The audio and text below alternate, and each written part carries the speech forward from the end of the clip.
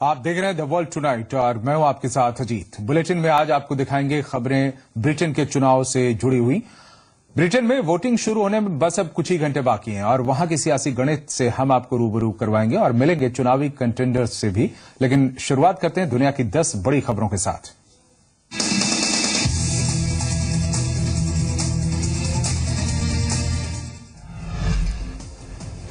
विनाशकारी भूकंप की त्रासदी से जूझ रहे नेपाल ने मंगलवार को दुनिया के लोगों से प्रधानमंत्री आपदा राहत कोष में अपना योगदान करने की अपील की है। नेपाल भूकंप में 7,500 से ज्यादा लोगों की मौत हो चुकी है, जबकि लाखों लोग बेघर हो गए हैं। रिक्टर स्केल पर 7.9 तीव्रता के इस भूकंप में लाखों लोग जख्मी हुए। नेपाल के गृह मंत्रालय ने अपनी अपील में कहा कि प्रधानमंत्री आपदा राहत कोष पूरी तरह से एक राहत कोष है, जिसकी स्थापना सरकार द्वारा की गई है और इसका इस्तेमाल बचाव, इलाज, राहत, पीड़ितों का पुनर्वास और पुनर्निर्माण के लिए किया जाता है। विदेशी लोग फंड की वेबसाइट पर जाकर अपने वीजा या मास्टर कार्ड्स के जरिए मदद में योगदान कर सकते हैं।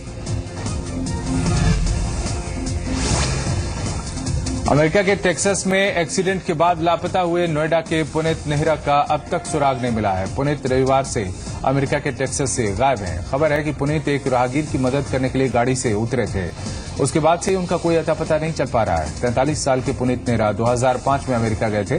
पुनीत एवानेड नाम की कंपनी में बतौर सॉफ्टवेयर इंजीनियर काम करते थे। पुनीत ब्रजोर नदी के ब्रिज पर एक एक्सीडेंट पीड़ित की मदद के लिए गाड़ी से उतरे थे। आशंका है कि पुनीत को इसी दौरान किसी गाड़ी ने टक्कर मार दी। पाकिस्तान के रक्षा मंत्री ख्वाजा आसिफ ने भारत की खुफिया एजेंसी रॉ पर पाकिस्तान में आतंकवाद भड़काने में शामिल होने का आरोप लगाया है। आसिफ ने आरोप लगाया कि रिसर्च एंड एनालिसिस विंग की स्थापना पाकिस्तान को तबाह करने के लिए की गई है और इसे हल्के में नहीं लिया जा सकता। पाकिस्तानी न्यूज चैनल जियो टीवी से बातचीत में उन्होंने यहां तक आरोप लगाया है कि तालिबान और रॉ के हित समान हैं। आसिफ ने दावा किया कि बलूचिस्तान के कुछ नेताओं के पास भारतीय पासपोर्ट हैं। उधर सेना के प्रवक्ता मेजर जनरल आसिमद बाजवा ने यह कहा है कि इस मामले पर कोर कमांडरों की मुख्य स्टाफ और अधिकारियों के सम्मेलन में चर्चा की गई थी और इस बैठक में सेना प्रमुख जनरल राहिल रशीद भी मौजूद थे। उधर मुंबई हमले के मास्टरमाइंड जकीउर रहमान लखवी की जमानत पर भारत सरकार ने पाकिस्तान सरकार को कटघरे में खड़ा किया है। सरकार पाकिस्तान से सवाल करेगी कि लखवी की जमानत राशि 5 लाख रुपए की रकम आखिर कहां से आई, जबकि अमेरिका और यूनाइटेड नेशंस ने लखवी को अंतर्राष्ट्रीय आतंकी घोषित किया हुआ है और लखवी के सभी अकाउंट भी फ्रीज कर दिए गए हैं।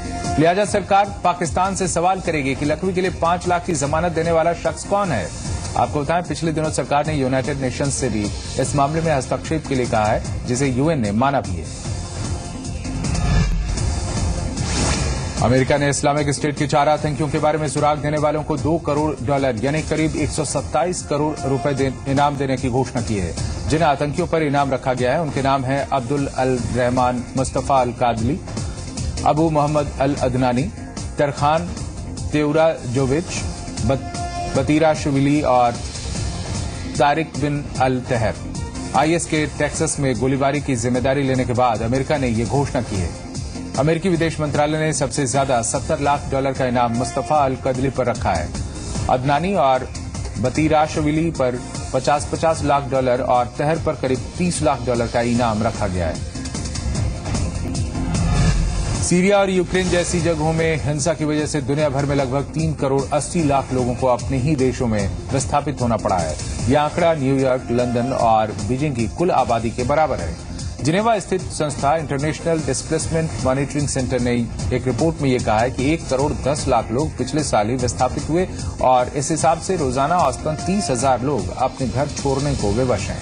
संयुक्त राष्ट्र के आंकड़ों के मुताबिक करीब 1 करोड़ 67 लाख लोग शरणार्थी के रूप में जिंदगी गुजारने को मजबूर हैं, जबकि यह आंकड़ा साल 2013 के आखिर तक का ही था। भूमध्य सागर में दर्जनों प्रवासी एक नाव से गिर गए और उनके डूबने की आशंका है। ये जानकारी सहायता संगठन सेव द चिल्ड्रन ने दी है। उसके मुताबिक घटना के बाद एक रेस्क्यू बोट इस नाव के पास पहुंचा। समूह ने सुरक्षित बचे यात्रियों के हवाले से ये खबर दी गई है। माना जा रहा है कि घटना रविवार को लीबिया और इटली के सिसिली के बीच हुई, जब एक कमर्शियल शिप प्रवासियों से भरी नाव बचाने पहुंचा। शिप मंगलवार को कटानिया पहुंच गया और सुरक्षित बचे लोग उससे बाहर आए। इससे पहले पिछले महीने लीबिया के समुद्र तट के पास एक नाव के डूबने से 800 प्रवासी मारे गए थे, जबकि दूसरे हादसे में नाव के डूबने से 400 प्रवासी मारे गए थे। चिली के बाद अब कोस्टारिका का टेरिएलबा ज्वालामुखी सक्रिय हो गया है। ज्वालामुखी के सक्रिय होने के बाद इससे 6,561 फीट तक हवा में धुआं और राख निकलती दिखाई दी। सोमवार को यह ज्वालामुखी दोपहर के बाद सक्रिय हुआ और अगले ही दिन इससे निकलने वाली राख 30 मील दूर सैन जोन्स तक पहुंच गई।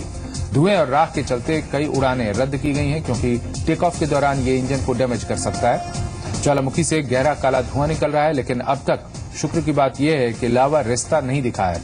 इस ज्वालामुखी में सबसे जबरदस्त इरप्शन अब से 20 साल पहले हुआ था।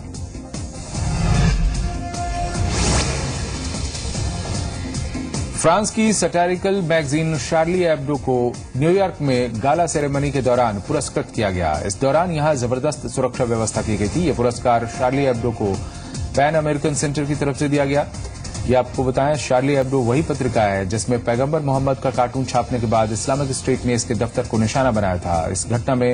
इस हमले में पत्रिका के 12 स्टाफ की हत्या कर दी गई थी, जिसके बाद दुनिया के ज्यादातर पत्र पत्रिकाओं ने शार्ली एब्डो को फ्री प्रेस का सिंबल मानकर उसकी तरफदारी की थी। यह अवार्ड इस पत्रिका समूह की बहादुरी के लिए ही उसे दिया गया है।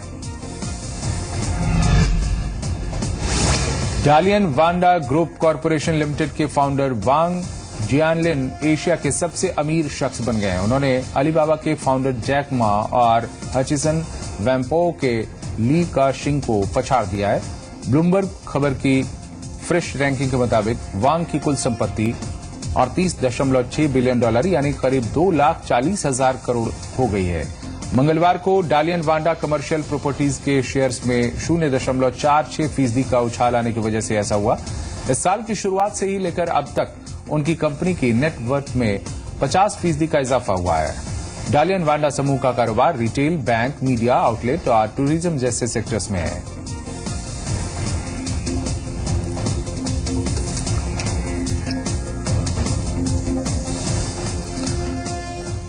और आइए अब देखते हैं कुछ खबरें विस्तार के साथ। साल 2015 में 7 मई की तारीख यूनाइटेड किंगडम के लिए बेहद खास है, क्योंकि इस दिन ब्रिटेन के 4.5 करोड़ मतदाता देश के भविष्य का फैसला करेंगे। कुछ घंटों का वक्त बाकी है और ब्रिटेन में वोटिंग शुरू हो जाएगी। स्थानीय वक्त के मुताबिक सुबह 7 बजे से रात 10 बजे तक यूनाइटेड किंगडम के लोग मताधिकार का प्रयोग करेंगे। लेकिन उससे पहले हम आपको बताते हैं कि ब्रिटेन की जनता का मूड पिछले तमाम सालों में कितना बदला है और ये चुनाव खास क्यों है।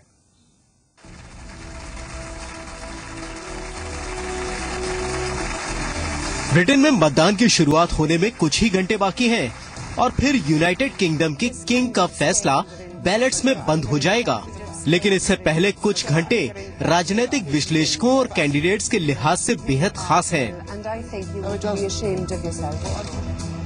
ब्रिटेन की राजनीति पर नजर डालें तो यहाँ भी भारत की ही तरह मल्टी पार्टी सिस्टम है। इस देश में 1922 से लेबर या कंजर्वेटिव पार्टी की ही सरकार रही है। हालांकि भारत की तरह ही यहाँ भी मुख्य 2 पार्टियों को छोड़कर liberal Democrat, United kingdom independence party, green party, SNP जैसे कई दल चुनाव में किस्मत आजमाते रहे हैं। साल 2010 में 650 सीटों वाली संसद में किसी भी दल को 326 सीटों का बहुमत हासिल नहीं होने की सूरत में कंजर्वेटिव पार्टी ने डेविड कैमरन के नेतृत्व में लिबरल डेमोक्रेट्स के साथ मिलकर एक साझा सरकार का गठन किया और ये गठबंधन सरकार 5 साल तक संतोषजनक तरीके से चली भी। फिलहाल ब्रिटेन की सियासी हवाएं और तमाम प्री पोल सर्वे यही कह रहे हैं कि 7 मई को होने वाले चुनाव में किसी भी दल को बहुमत हासिल नहीं होगा और नई सरकार भी गठबंधन सरकार ही होगी। सवाल ये उठता है कि 2 पार्टियों के रूल से चलने वाले देश की जनता गठबंधन की राजनीति में क्यों पड़ी? तो इसके पीछे वजह यह है कि जनता के सामने ढेरों विकल्प हैं, जिनमें से वो अपनी पसंद जाहिर कर सकती है। हालांकि अगर डेविड कैमरन के नेतृत्व वाली मौजूदा टोरी सरकार को छोड़ दें, तो पिछले 70 साल में ब्रिटेन के लोगों को गठबंधन सरकार का कोई खास अनुभव नहीं रहा है। द्वितीय विश्व युद्ध के वक्त साल 1940 में कंजर्वेटिव पार्टी के विंस्टन चर्चिल ने लेबर समेत कई दलों के साथ मिलकर एक साझा सरकार चलाई थी। इसके अलावा लेबर पार्टी के जेम्स कैलाहान ने 1977 में लिबरल पार्टी के साथ मिलकर एक साझा सरकार बनाई थी, जब उपचुनाव के बाद उनकी सरकार अल्पमत में आ गई थी। हालांकि ये गठबंधन सरकार 1 साल से थोड़े ही ज्यादा समय तक चल पाई थी। इसके बाद कैलाहन ने थोड़े समय के लिए अल्पमत की सरकार का नेतृत्व किया और फिर चुनाव हुए, जिसमें कंजर्वेटिव पार्टी की मार्गरेट थैचर सत्ता में आई। अगर भारत से तुलना करें तो यहाँ चली गठबंधन राजनीति और ब्रिटेन की गठबंधन राजनीति में कई बुनियादी फर्क हैं। जैसे भारत में राज्य स्तरीय राजनीतिक दलों की केंद्र की गठबंधन सरकारों में अहम भूमिका रही है, जबकि ब्रिटेन में ऐसा नहीं है। ब्रिटेन में चुनाव पूर्व गठबंधन का कॉन्सेप्ट नहीं है, गठबंधन चुनाव के बाद ही होते हैं। जबकि भारत में क्षेत्रीय और राष्ट्रीय स्तर पर गठबंधन हो जाते हैं, क्योंकि यहाँ मुद्दों से ज्यादा जातीय आधार पर सियासी गणित हल की जाती है। प्रतिनिधि पांडे के साथ ब्यूरो रिपोर्ट, जी मीडिया। दरअसल ब्रिटेन में चुनाव पूर्व महीनों से होने वाले सर्वे ने जनता के पल पल बदलते मूड को परखा है और हर हफ्ते यहां के लोगों ने अलग अलग फैसला दिया। लेकिन एक चीज वैसी ही रही और वो थी त्रिशंकु संसद की आशंका। लेबर और कंजर्वेटिव पार्टी के बीच का घमासान बहुमत तय नहीं करेगा, बल्कि बहुमत तय करने की निर्णायक क्षमता इस बार यहां के छोटे दलों में होगी और वही होंगे इस चुनाव के किंग मेकर्स। साल 2010 की ही तरह इस बार ब्रिटेन का चुनाव आसान नहीं लग रहा। 2015 के चुनाव में पेच ही पेच नजर आ रहे हैं। किसी भी पार्टी के लिए सरकार बनाना आसान नहीं है, क्योंकि ब्रिटिश जनता का मूड हंग है। ब्रिटेन की संसद में कुल 650 सीटें हैं, जिनमें से बहुमत पाने के लिए 326 का आंकड़ा छूना होता है। इस बार चुनाव में कुल 3,971 प्रत्याशी मैदान में हैं। इनमें से सबसे ज्यादा 641 प्रत्याशी कंजर्वेटिव पार्टी के हैं, जबकि 631 प्रत्याशी लेबर पार्टी के हैं। अगर ब्रिटेन के हाल फिलहाल के सियासी गणित पर नजर डालें, तो देश की दोनों मुख्य पार्टीज कंजर्वेटिव पार्टी और लेबर पार्टी के बीच मुकाबला टक्कर का है। लेकिन अफसोस, इस टक्कर के बाद भी आर पार की स्थिति बनती नहीं दिख रही है।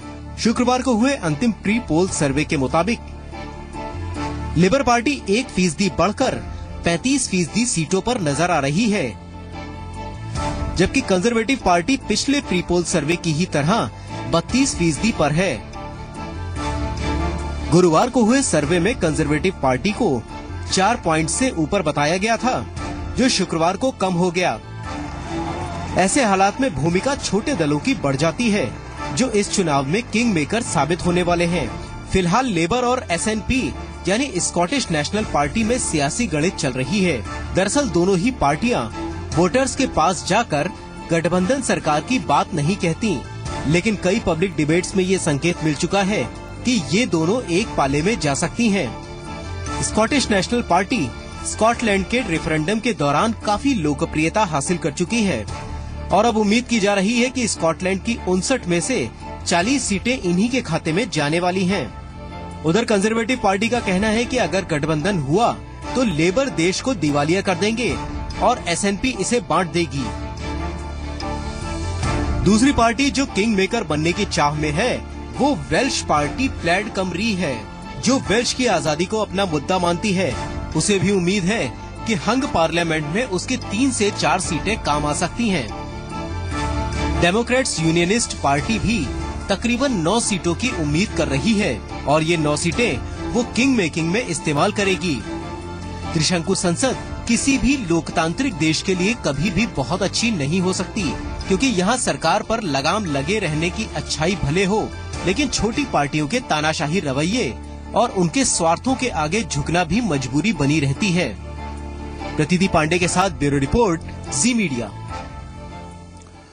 ब्रिटिशर्स चुनाव को लेकर क्या सोचते हैं वो तो मायने रखता ही है, लेकिन 14 लाख प्रवासी भारतीय किस पार्टी के पक्ष में वोटिंग करेंगे ये भी जानना कम जरूरी नहीं है। हालांकि डेविड कैमरून की कंजर्वेटिव पार्टी की कोशिश भारतीय वोटर्स को अपने पक्ष में करने की है और इसके लिए कैमरून हिंदी और हिंदी गानों का भी सहारा ले रहे हैं। तो वहीं लेबर पार्टी के एडवर्ड मिलीबैंड का कहना है कि वो पहला दौरा भारत का करेंगे।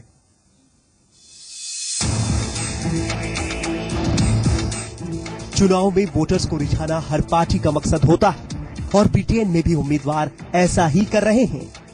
लेकिन हैरानी की बात यह है कि यहाँ अचानक ही गुरुद्वारों और मंदिरों में VIP लोग दिखाई दे रहे हैं। और इसकी वजह वो भारतीय हैं जो ब्रिटेन की तकरीबन 99 सीटों पर किंग मेकर की भूमिका निभाते हैं। ब्रिटेन के चुनाव में कुल 4.5 करोड़ मतदाता हैं, जिनमें से 6,15,000 प्रवासी भारतीय मतदाता हैं, जबकि विदेशी मतदाताओं की कुल संख्या 39,80,000 है। ब्रिटेन में 99 सीटें ऐसी हैं जहां भारतीयों के वोट निर्णायक साबित होंगे। साल 2011 की जनगणना के मुताबिक ब्रिटेन में भारतीय मूल के करीब 14 लाख लोग रहते हैं। ब्रिटेन में साल 2010 में हुए आम चुनावों में प्रवासी भारतीयों के 61% वोट लेबर पार्टी के पक्ष में गए थे। हालांकि ब्रिटेन के 3 बड़े विश्वविद्यालयों की साझा सर्वे में कहा गया है कि वर्ष 1997 में 77% भारतीय मतदाता खुद को लेबर पार्टी का समर्थक कहते थे। वहीं वर्ष 2014 में ये संख्या घटकर सिर्फ 18% रह गई है। ब्रिटेन में पिछले वर्ष हुए एक रिसर्च में कहा गया था कि वर्ष 2050 तक ब्रिटेन की 20 से 30% आबादी अश्वेत हो जाएगी और इस अप्रवासी आबादी का सबसे बड़ा हिस्सा होने की वजह से भारतीय वोटर्स ब्रिटेन की राजनीतिक पार्टियों के लिए ट्रम्प कार्ड साबित हो सकते हैं। तभी तो कंजर्वेटिव पार्टी के डेविड कैमरन भारतीय पीएम मोदी के कैंपेन स्टाइल को कॉपी कर रहे हैं। There's one thing that you'd like to say to voters from the Indian community. Maybe you've been to India several times. If you've picked up any Hindi and you'd like to say it to them. Well, I'll try. Farak Bar, Cameron Sarkar. भारतीयों का दिल जीतने के लिए वो फिर एक बार Cameron सरकार जैसे जुमलों का इस्तेमाल कर रहे हैं, जबकि हिंदी गाने के जरिए अपनी पार्टी के इमेज प्रवासी भारतीयों में बना रहे हैं। इधर कैमरन चुनाव के बाद मोदी को ब्रिटेन बुलाने की बात कह रहे हैं, तो वहीं चुनाव से पहले ही लेबर पार्टी के उम्मीदवार एडवर्ड मिलीबैंड ने घोषणा की है कि अगर वो प्रधानमंत्री चुने जाते हैं तो सबसे पहले भारत का दौरा करेंगे। प्रदेश में रंगभेद और तमाम इमिग्रेशन इश्यूज से जूझने वाले भारतीय किसे पसंद करेंगे, ये तो नतीजे ही बताएंगे। ब्यूरो रिपोर्ट, जी मीडिया। और हम बात कर रहे हैं ब्रिटेन में होने वाले चुनाव की। ब्रिटेन के चुनाव में जो मुख्य मुकाबला है वो कंजर्वेटिव और लिबरल पार्टी के बीच है। चूंकि कंजर्वेटिव पार्टी और लिबरल डेमोक्रेट्स का गठबंधन 2010 से सत्ता में था, ऐसे में लेबर पार्टी को यह विश्वास है कि जनता उन्हें मौका देगी। लेबर पार्टी के नेता एडवर्ड मिलीबैंड भी इन दिनों आत्मविश्वास से लबरेज नजर आ रहे हैं। आइए देखते हैं वो किस तरह से जनता को अपनी तरफ खींच रहे हैं। हार्ट थ्रॉब और लेबर पार्टी के नेता जो ब्रिटिश अखबारों की सुर्खियां बटोर रहे हैं, एडवर्ड सैमुअल मिलीबैंड। आजकल ये चेहरा ब्रिटेन में छाया हुआ है। कभी खुद टेलीविजन पर इंटरव्यू लेने वाले एड मिलीबैंड इन दिनों टीवी पर खुद छाए हुए हैं। इनकी आंखों में एक बेहतर ब्रिटेन के सपने हैं और इसके लिए एड मिलीबैंड ने अपने ही भाई डेविड मिलीबैंड के सामने खड़े होने की चुनौती स्वीकारी और उन्हें हराकर 2010 में लेबर पार्टी के नेता चुने गए। हालांकि उनके विरोधी उन्हें पीठ में छुरा घोंपने वाला मानते हैं, लेकिन एडवर्ड मिलीबैंड के सपनों की राह में ऐसी टिप्पणियां मायने नहीं रखती, क्योंकि उनकी अपनी सोच है जिससे वो लेबर पार्टी को 13 साल पुरानी दिशा से मोड़कर नई दिशा में ले गए। मिलीबैंड अपनी राजनीति को सकारात्मक बताते हैं, तभी तो स्कॉटिश रेफरेंडम के वक्त एडवर्ड मिलीबैंड राजनीतिक विरोधियों के साथ स्कॉटलैंड के विभाजन का विरोध करते दिखाई दिए। स्कॉटलैंड का रेफरेंडम खत्म हो गया, लेकिन इसके बाद ही एडवर्ड मिलीबैंड नजरों में आ गए और 2015 के चुनाव में देश की बागडोर किसके हाथ में होगी, इस पर लोगों का ध्यान खिंच गया।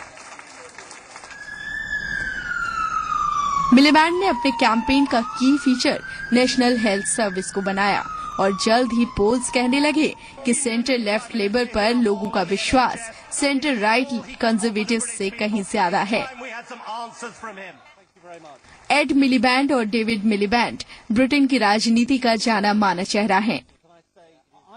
इनके पिता लंदन स्कूल ऑफ इकोनॉमिक्स और अमेरिका की कई यूनिवर्सिटीज में प्रोफेसर रह चुके थे। एड मिलीबैंड ने भी खुद कुछ वक्त अमेरिका में गुजारा था और इसे वो अपनी जिंदगी के सबसे अच्छे दिनों में गिनते हैं। एक वक्त में उन्होंने ब्रिटेन के ट्रेजरी मिनिस्ट्री में एडवाइजर के तौर पर काम किया था। जब गॉर्डन ब्राउन ब्रिटेन के पीएम बने तब मिलीबैंड उनके स्पेशल एडवाइजर थे। 2005 में मिलीबैंड ने खुद भी राजनीति की दुनिया में सीधा कदम रखा और डॉनकास्टर नॉर्थ से सांसद का चुनाव लड़ा। चुनाव जीतने के बाद वो गॉर्डन ब्राउन की कैबिनेट का भी हिस्सा बने। साल 2010 में गॉर्डन ब्राउन के इस्तीफे के बाद वो लेबर पार्टी में उनके उत्तराधिकारी बन गए। एक वक्त में चैनल 4 में जर्नलिस्ट रह चुके एडवर्ड मिलीबैंड ने जब टेलीविजन डिबेट में अपने 7 प्रतिद्वंदियों के साथ हिस्सा लिया तो वहां वो पूरे आत्मविश्वास में दिख रहे थे। भले ही इस डिबेट का साफ विजेता कोई न रहा हो, लेकिन टैक्सेशन के मुद्दे पर मिलीबैंड ने कैमरन को खूब घेरा।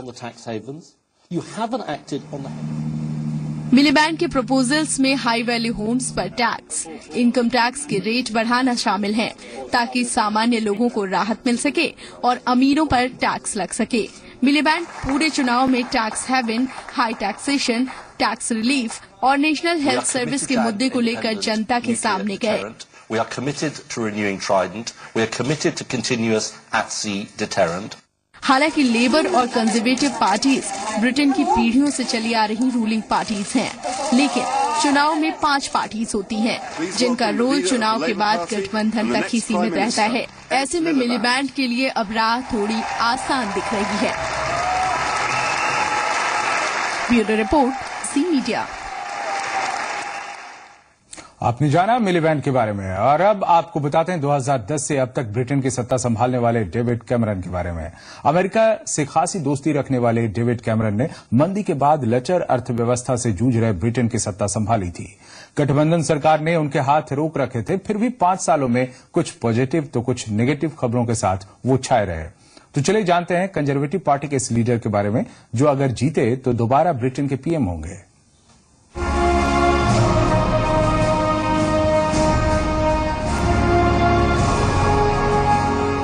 डेविड विलियम डोनाल्ड कैमरन 48 साल के वो शख्स जो पिछले 5 साल से ब्रिटेन की सत्ता संभाले हुए हैं। लंबे वक्त बाद ब्रिटेन की एक सफल गठबंधन सरकार का नेतृत्व कर रहे डेविड कैमरन के एक्शंस का टेस्ट होने जा रहा है और कैमरन अपनी जी जान लड़ा रहे हैं। कैमरन 1968 में स्कॉट ब्रोकर पिता इयान डोनाल्ड कैमरन के घर जन्मे। लंदन में पैदा हुए कैमरन ने बर्कशायर से अपनी पढ़ाई की। उनके एक भाई और 2 बहनें हैं। कैमरन बर्कशायर के हीदर डाउन और विंगफील्ड स्कूलों में पढ़े, जहां शाही घराने के लोगों ने भी पढ़ाई की। कैमरन ने आगे की पढ़ाई भी मशहूर ईटॉन कॉलेज और फिर ऑक्सफोर्ड यूनिवर्सिटी से पूरी की, जिसके बाद उन्होंने कंजर्वेटिव रिसर्च डिपार्टमेंट में काम करना शुरू किया। यहीं से उनका राजनीतिक करियर शुरू हो गया। 1992 में कंजर्वेटिव पार्टी की जबरदस्त सफलता के बाद कैमरन को एक्सचेकर के चांसलर नॉर्मन लेमेंट का स्पेशल एडवाइजर बना दिया गया। इसके बाद वो तत्कालीन होम सेक्रेटरी हार्वर्ड के भी स्पेशल एडवाइजर बने, लेकिन 1994 में कैमरन सक्रिय राजनीति का हिस्सा बन गए और वो ऑक्सफोर्डशायर की विटनी सीट से चुनाव जीते। मई 2005 में जब मिशेल हार्वर्ड ने कंजर्वेटिव पार्टी की लीडरशिप को छोड़ा, तब कैमरन ने इसके लिए अपनी प्रपोजल दिया। कैमरन को ज्यादातर लोगों का समर्थन भी मिला। जब कैमरन कंजर्वेटिव पार्टी के नेता बने तो उन्होंने पार्टी में कई आधुनिक बदलाव करने की कोशिश भी की। 2010 में उनकी कोशिशें रंग लाई। कंजर्वेटिव्स चुनाव जीते तो नहीं, लेकिन सबसे बड़ी पार्टी बने और लिबरल डेमोक्रेट्स के गठबंधन से सरकार बनी। मंदी के बाद आर्थिक मुद्दों को लेकर कैमरन ने चुनाव जीता था, लेकिन तमाम नीतियों के दौरान उनका टकराव लिबरल डेमोक्रेट्स के निक क्लेग से होता रहा, जिसका असर सरकार की नीतियों पर पड़ा। कैमरन ने विदेश नीति के मामले में अमेरिका को तवज्जो दी और यही वजह थी कि ओबामा ने उनको भाई तक कह डाला। Great Britain is our indispensable partner, and David has been personally an outstanding partner, and I thank you for your question.